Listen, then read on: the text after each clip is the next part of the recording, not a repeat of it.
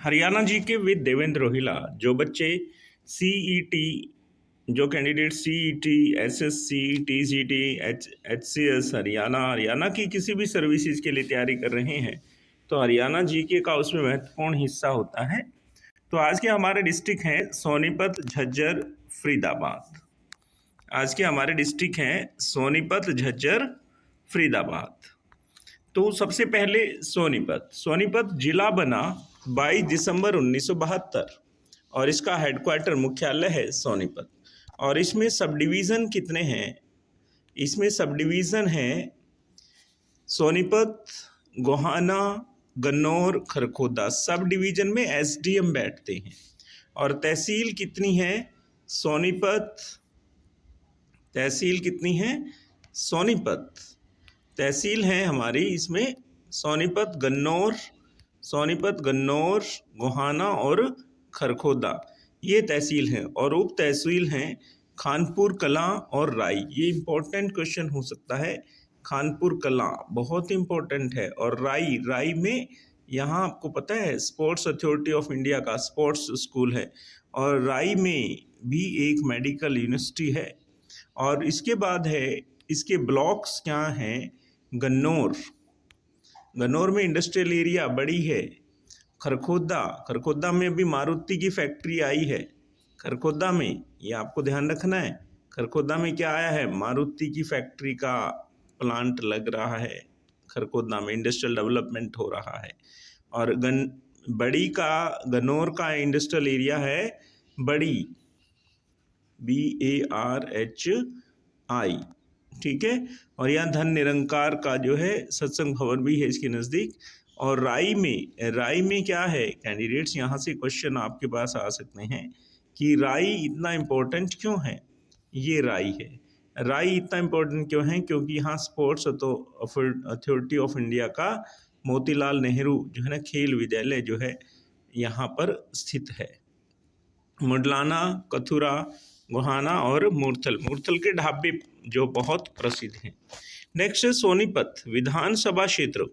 इसकी यदि हम असेंबली की बात करें, विधानसभा में हमारे 90 सीटें हैं टोटल। हरियाणा की विधानसभा में 90 सीटें हैं और एकात्मक हमारी विधानसभा है, ठीक है। 90 सीटें हैं और विधानसभा के नेता को मुख्यमंत्री कहा जाता है। तो स्टूडेंट्स इसमें देखें आप, विधानसभा क्षेत्र में गन्नौर है, खरखोदा है, सोनीपत है, राई है, बड़ौदा है और गोहाना है। तो ये पूछ सकता आपसे कि बड़ौदा किस जिले का विधानसभा क्षेत्र है? तो आपका उत्तर होगा सोनीपत। और राई किस जिले का विधानसभा क्षेत्र है? सोनीपत का। प्रमुख उद्योग, सोनीपत को साइकिल नगरी भी कहा जाता है। साइकिल इंडस्ट्री यहाँ बहुत है। एटलस की बहुत बड़ी फैक्ट्री यहाँ सिचुएटेड है। और नदी कौन सी है? यमुना नदी। और राजीव गांधी एजुकेशन सिटी यहाँ इसकी शान बढ़ाता है। और सोनीपत के कुंडली में राजीव गांधी एजुकेशन सिटी जो है उच्च शिक्षा संस्थानों के हब विकसित करने के लिए हरियाणा सरकार द्वारा एक महत्वाकांक्षी परियोजना है। नेक्स्ट है सोनीपत के बारे में फिर हम जानकारी इसमें है। जिला सोनीपत 22 दिसंबर 1972 को एग्जिस्टेंस में आया था, अस्तित्व में आया। उस समय गोहाना और सोनीपत 2 तहसीलें थी। और सोनीपत एक प्राचीन ऐतिहासिक नगर है। इतिहासकारों के अनुसार 1500 ईस्वी पूर्व इस नगर की स्थापना आर्यों द्वारा की गई थी। इसका नाम राजा सेन के नाम से सोनीपत और बाद में सोनीपत पड़ा। और महाभारत काल में भी इसे स्वर्णप्रस्थ, ये बहुत इंपॉर्टेंट है, सोनीपत का पुराना नाम स्वर्णप्रस्थ, इसको ध्यान रखना है। कहा जाता है कि पांडवों ने महाभारत का युद्ध रोकने के लिए जिन 5 पतों की मांग की थी उनमें स्वर्णप्रस्थ भी एक था। जैसे पानीपत, इंद्रप्रस्थ, बागपत और तिलपत, और एक स्वर्णप्रस्थ हो गया। नेक्स्ट इसके बाद है सोनीपत में और क्या क्या इम्पोर्टेंट है जिसकी चर्चा हम करेंगे। सोनीपत में खानपुर में भगत फूल सिंह महिला विश्वविद्यालय, ये बहुत इंपॉर्टेंट है। भगत फूल सिंह महिला विश्वविद्यालय वुमेन यूनिवर्सिटी कहाँ स्थित है? खानपुर कलां में स्थित है। और यहाँ एक मेडिकल कॉलेज भी है। हरियाणा के सोनीपत में मोतीलाल नेहरू खेलकूद विद्यालय कहाँ है? राई में। स्पोर्ट्स अथॉरिटी ऑफ इंडिया और सोनीपत में साइकिल उद्योग के लिए प्रसिद्ध है। एटलस साइकिल इंडस्ट्री सोनीपत में ही है। और सोनीपत के गन्नौर में, ये बहुत इंपॉर्टेंट है, अंतर्राष्ट्रीय फल एवं सब्जी मंडी, इंटरनेशनल जो है फ्रूट और वेजिटेबल मार्केट कहाँ है? गन्नौर में। और निरंकारी बाबा का सत्संग स्थल भी सोनीपत में ही है। और भारत का प्रथम पर्यटन विश्वविद्यालय राई में स्थित है। ये बहुत इंपॉर्टेंट फैक्ट्स आपके पास हैं। नेक्स्ट है झज्जर। हमारा दूसरा जिला है झज्जर। नवाबों का शहर है ये झज्जर। झज्जर के नवाब होते थे, ठीक है। नवाबों का शहर तो लखनऊ को कहा जाता है। हरियाणा में नवाबों का यदि कहेंगे तो झज्जर है। तो इसकी जो स्थापना हुई थी 15 जुलाई 1997। नया जिला है, ज़्यादा पुराना नहीं है। और इसका हेडक्वार्टर भी झज्जर में ही है। और इसके सब डिवीज़न है झज्जर, बहादुरगढ़, बेरी और बादली। बेरी और बादली। नेक्स्ट है तहसील। तहसील है झज्जर, बहादुरगढ़, बेरी, मातणहेल और बादली। और उप तहसील है साहलावास। ये इंपॉर्टेंट है कि साहलावास किस जिले की उप तहसील है। इस तरह से छोटी छोटी चीज़ों को आप याद रखेंगे। विधानसभा क्षेत्र हैं बेरी, झज्जर, बादली और बहादुरगढ़।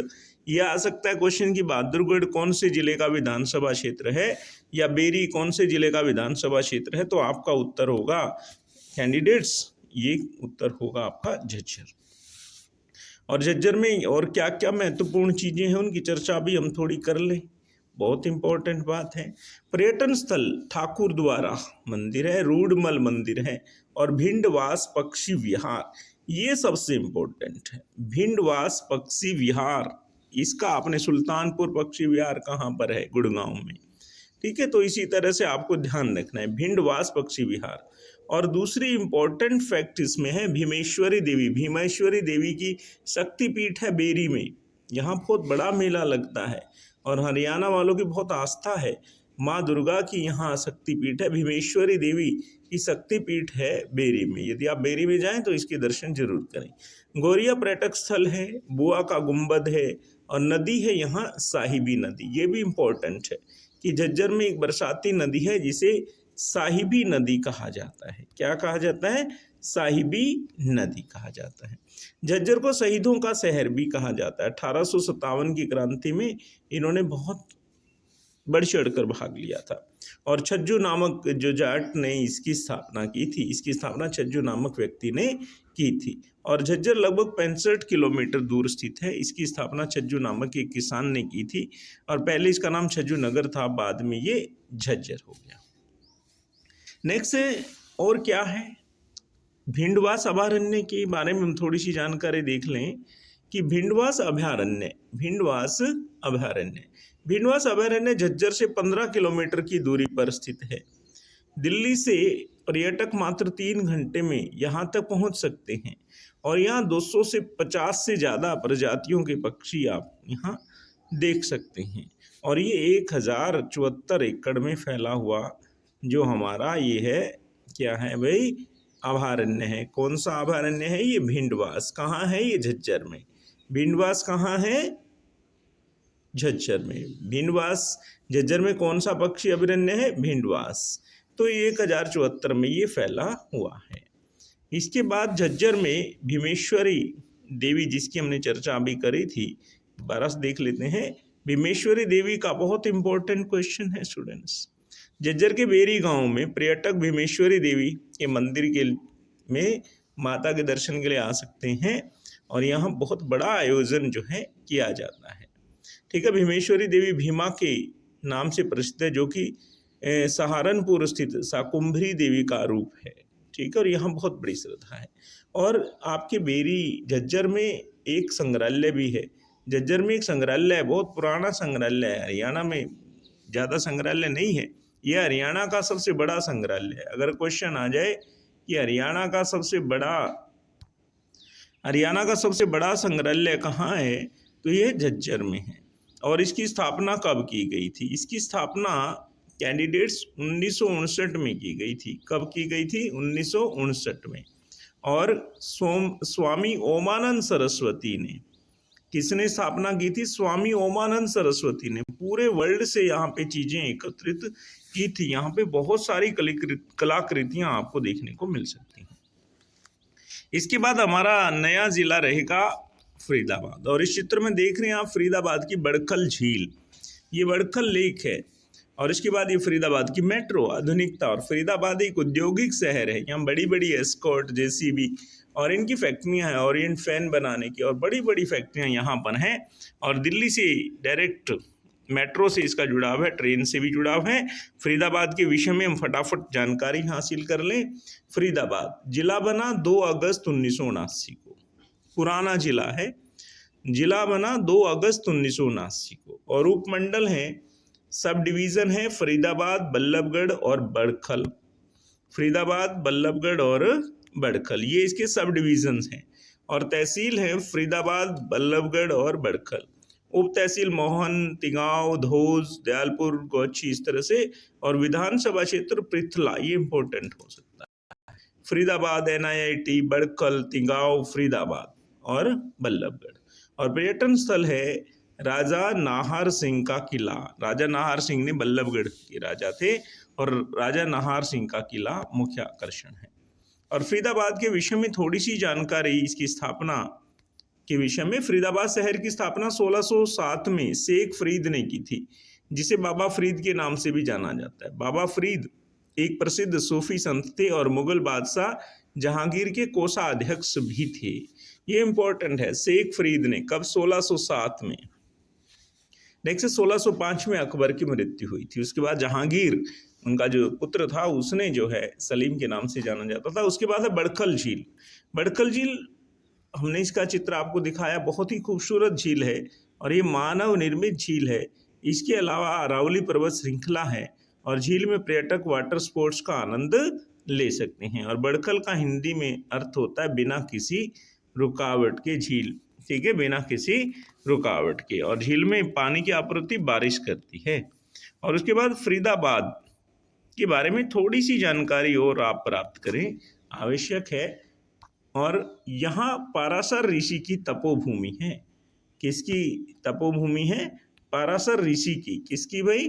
पाराशर ऋषि की तपोभूमि है। यहाँ इन्होंने तपस्या की थी। और यहाँ इनका परसोन मंदिर भी है, जो कहाँ है? अरावली की पहाड़ियों में परसोन मंदिर। परसोन मंदिर कहाँ है? और सूरज कुंड का पर्यटक परिसर, यहाँ मेला भी लगता है। सूरज कुंड में क्राफ्ट मेला लगता है। दिल्ली से 8 किलोमीटर दूर स्थित परिसर बहुत ही खूबसूरत है।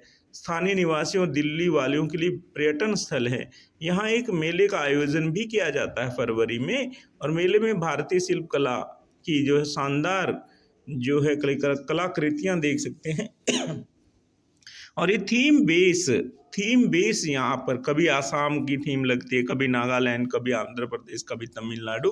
थीम बेस पूरा एक गांव बसाया जाता है इस तरह से सूरजकुंड परिसर में। हरियाणा सरकार इसका आयोजन करती है। फरीदाबाद के और क्या आकर्षण केंद्र हैं, जल्दी जल्दी पढ़ें। फरीदाबाद के आकर्षण केंद्र हैं बल्लभगढ़। बल्लभगढ़ फरीदाबाद का सबसे बड़ा शहर है और ये जुड़वां भी है, फरीदाबाद के साथ बिल्कुल अटैच है। 1857 के शहीद राजा नाहर सिंह का यहाँ महल है। अरावली गोल्फ मैदान डबसिक होडल में, होडल फरीदाबाद, होडल पलवल, अब तो पलवल का हिस्सा है, ठीक है।